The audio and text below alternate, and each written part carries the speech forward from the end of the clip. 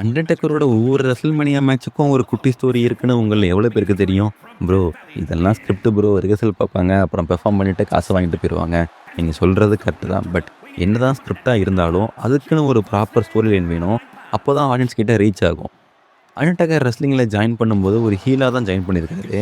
ஹீல்னா ஒண்ணும் இல்ல villain role, ஃபேஸ்னா hero role. அப்போ அவரு மட்டும் வில்லனா இல்ல.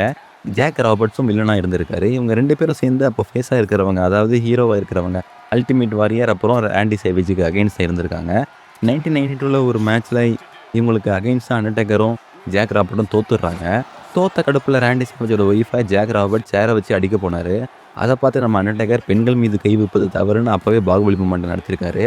என்ன எப்படி நீ தடுக்கலான்னு டென்ஷன் ஆன ஜாக் ராபர்ட் அண்டர்டேக்கரை ஒன் ஆன் ஒன் மேட்ச் கூப்பிடுறாரு. அந்த மேட்ச் ரெசல்மேனியா ஈவெண்ட்ல நடக்குது. அந்த மேட்ச்ல ஜாக் ராபர்ட் அவரோட ஃபினிஷர் டிடிடி 2 போட்டும் அண்டர்டேக்கர் பின்ல சொல்லிருவாரு. கோவமான அண்டர்டேக்கர் ஃப்ளோர்ல டம்ப்ஸ்டோனை போட்டு அப்படியே ரிங்ல ஏத்தி பின் போட்டு வின் பண்ணிருவாரு. இதுவரைக்கும் ஹீலா இருந்த அண்டர்டேக்கர் அப்போலேருந்து ஃபேஸா மாறினாரு. ஃபேன்ஸும் வந்தாங்க. ஸ்டிக்கும் கிரியேட் ஆச்சு. இந்த மாதிரி குட்டி குட்டி இன்ஃபர்மேஷன் அப்புறம் கேம் பின் நம்ம சேனல் சப்ஸ்கிரைப் பண்ணிக்கோங்க. உங்களுக்கு பிடிச்ச ரெஸ்லர் யாருன்னு மறக்காம கமெண்ட் பண்ணிட்டு போங்க. தேங்க்யூ.